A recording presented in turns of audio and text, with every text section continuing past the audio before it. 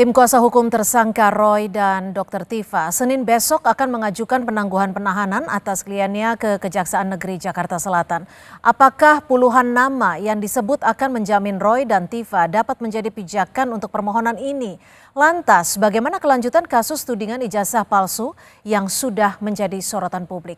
Kita bahas bersama Arianto Sutadi, penasihat ahli Kapolri, dan juga Hipnu Nugroho, guru besar FH Universitas Jenderal Sudirman. Selamat petang Pak Arianto, selamat petang Prof. Hipnu. Selamat petang Mbak, selamat petang Prof. Pak Arianto, sebenarnya selamat petang, terima kasih untuk waktunya Bapak-Bapak sekalian. Pak Arianto, kalau boleh diinformasikan secara tepat seperti itu, sebenarnya untuk kasus Roy dan Dr. Tifa ini sudah P21 belum? Dan terkait posisi berkas dan tersangka Roy, ini sebenarnya apakah masih di pihak kepolisian, di penyidik kepolisian, atau sebenarnya sudah diserahkan ke kejaksaan? Ini sedang di peralihan ya Bu ya. Jadi yang kita sebut dulu yang namanya P21. P21 itu adalah pemberitahuan dari jaksa penuntut umum atau jaksa peneliti yang menyampaikan kepada penyidik bahwa itu berkasnya sudah selesai dan oleh karena itu tidak perlu ada tambahan lagi, maka silakan serahkan berkas dengan barang bukti dan tersangkanya. Itu yang namanya pada tahap pihak kedua. Itu yang namanya P21 Bu. Jadi kalau P21 kan model daripada surat dari kejaksaan yang isinya pemberitaan itu tadi. Artinya saya coba konfirmasi lagi, untuk berkasnya sudah P21, artinya sudah diterima dan sudah dinyatakan lengkap dan akan diserahkan gitu ya? Tidak perlu tambahan lagi, bisa diserahkan ke jaksa gitu. Itu aja yang namanya P21 itu Bu. Nah kemudian kemarin kan dia ngomongkan kan mana suratnya nggak ada lah, itu ya itu karena masing-masing memberikan kesan sendiri-sendiri ya, memberikan sanggahan sendiri-sendiri. Tapi intinya P21 itu ya cuma surat itu tadi. Nah buktinya kan sekarang begitu sudah dikasih tahu lengkap, Polda Metro kan segera akan menyerahkan tersangka dan berkasnya itu kepada jaksa. Makanya dia untuk meyakinkan ya dia harus sudah megang tersangkanya itu. Saya kira gitu. Apalagi rencananya kan Senin ya gitu. Prof. Hipnu nanti lah santai-santai aja, nanti Senin baru kita ambil gitu. Nah kalau nggak ada gimana? Kan repot jadinya. Saya bergeser ke Prof. Hipnu. Prof. Hipnu, gitu.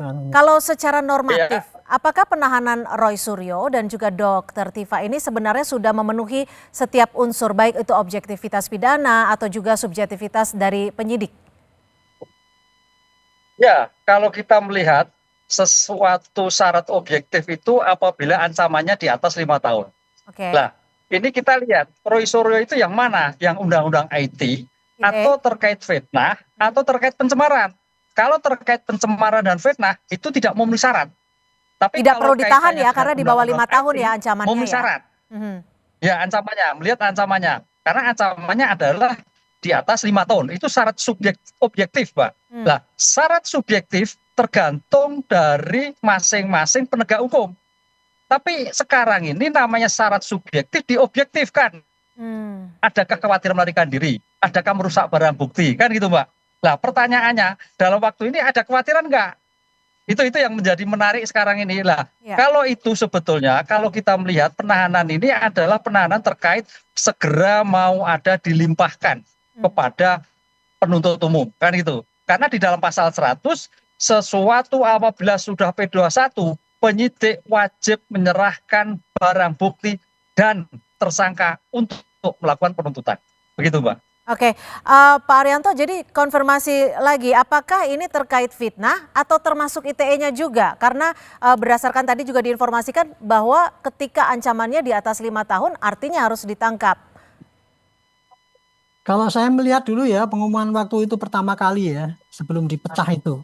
Dulu kan yang bacakan itu kan malah Kapolda Metro kalau nggak salah itu. Kalau saya nggak salah ingat ya. Itu pasalnya semua disebutkan. Ada pasal ini masuk pasal ITE yang kemudian waktu itu dibantah oleh sana kan gitu. Jadi kalau menurut saya ini saya kira ini saya sendiri nggak baca berkasnya ya.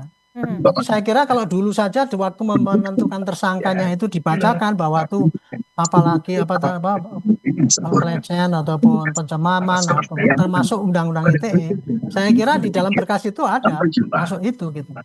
Penyidik pasti sehingga ancaman hukumannya lebih daripada 5 sehingga dia mempunyai kewenangan untuk menahan dan sebagainya.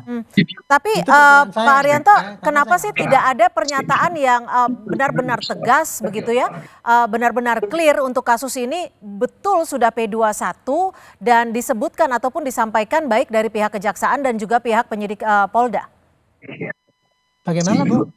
Kenapa hingga saat ini belum ada benar-benar pernyataan yang clear terkait dengan kasus ini bahwa sudah P21 sehingga kedua tersangka harus ditahan terkait dengan ancaman yang pasal ITE ini sehingga harus ditahan. Kan sudah disebutkan oleh Pak Imam itu di Repidum itu bahwa dia mengatakan bahwa dia pertama kali jaksa memberitahu bahwa tidak perlu lagi ditambahin berkas-berkas yang dikirimkan oleh JPU itu. Itu kalau menurut saya, pemahaman saya ya, berarti jaksa itu sudah menerima berkasnya itu. Nah, entah itu berkasnya itu tuntutannya apa saya tidak tahu. Tapi kalau berkas itu sudah menerima diterima oleh jaksa, berarti dia sudah memenuhi syarat sebagai tersangka kan gitu. Gitu. Untuk ditahan sama tidak itu saya tidak tahu ya. Seperti tadi Prof. Ibnu kan kalau pasalnya segini baru bisa, itu saya tidak tahu karena nggak tahu isinya. Tetapi yang jelas menurut saya penyidik ingin meyakinkan bahwa pada saat diserahkan itu orangnya yang diserahkan itu ada, sehingga dia ambil gambling dan kemudian maka ya ditangkap dan kemudian sementara ini ditahan. Kurang lebih kayak gitu ya. Itu saya hanya pengalaman sebagai penyidik aja kayak gitu. Baik. Prof. Ibnu, ini kan disebutkan bahwa setidaknya ada 50 orang gitu ya, 50 tokoh yang disebut bersedia untuk menjadi penjamin kedua tersangka ini. Sebelum keduanya dari tim kuasa hukumnya mengajukan penangguhan, menurut Anda, apakah proses ini bisa dikabulkan oleh pihak-pihak terkait? Saya, Mbak. Ya, Prof. Ibnu. Ya. Jadi gini, namanya penahanan itu ada hak terdakwa. Jadi ada dua. Hak untuk penangguhan penahanan atau hak untuk pengalian penahanan. Nah, kalau kita melihat sekarang itu adalah hak penangguhan penahanan. Penangguhan penahanan itu bisa dilakukan dengan tanpa jaminan, dengan jaminan orang atau jaminan uang, kan gitulah. Nah, kalau kita melihat sekarang adalah jaminan orang. Nah, saya kira kalau orang yang disampaikan 50 itu bisa memastikan bahwa Roy Suryo dan Tifa tidak melarikan diri. Kan itu bisa meyakinkan penyidik, insya Allah bukan, kan itu. Karena ini sebagai bentuk jaminan yang secara objektif bisa dipertanggungjawabkan bahwa dia tidak akan melarikan diri, kan itu. Karena kalau melarikan diri berarti orang yang bersangkutan harus melakukan suatu pembayaran kembali. Ini yang sering terjadi. Tapi dengan banyaknya tokoh ini artinya apakah orang yang dijaminkan itu punya qualifying? Oke, Prof. Ibnu, artinya dengan banyaknya tokoh yang disebut akan menjamin ini, apakah proses penangguhan itu benar-benar peluangnya cukup besar gitu untuk dikabulkan? Ya, kalau melihat paradigma KUHP baru sekarang cukup besar, Mbak. Cukup besar, karena sekarang ini namanya penahanan itu dari subjektif yang objektif. Ya. Artinya dulu kan objektif penyidik atau pradik, sekarang objektifkan. Tanya bagaimana keadaannya, menggunakan bukti atau tidak, mengulangi atau tidak, persulit atau tidak, hilang barang dan bisa jadi ada 11. Lah, apalagi ini jaminan orang yang saya kira kualifikasi. Kalau menurut pandangan saya, insya Allah bukan gitu. Pak Arianto, singkat saja, untuk besok rencananya apakah sudah Pak Arianto sendiri mendapatkan informasi apa-apa saja proses selanjutnya terkait dalam penanganan kasus ini? Kalau yang saya dengar ya itu saya cuma dengar aja. Karena saya nggak sempat tanya sama penyidiknya kapan harus diserahkan itu. Karena rencana itu Senin akan diserahkan ke kejaksaan gitu. Jadi makanya itu kemarin sesuai dengan prosedur.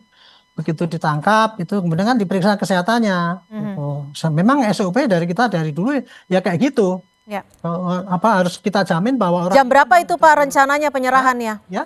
Jam berapa rencananya penyerahannya? Nah, saya tidak tahu ya, yang jelas hari Senin itu. Oke, Gitu. baik. Ya. Kita nantikan artinya besok akan seperti apa, baik untuk penyerahan ataupun juga proses pengajuan penangguhan penahanan. Terima kasih Prof. Hipnu Nugroho dan juga Pak Arianto Sutadi sudah berbagi perspektif di Kompas Petang. Selamat sore. Terima kasih. Saudara, informasi lainnya di Kompas Petang masih akan kami hadirkan selepas jeda. Di antaranya gelombang demonstrasi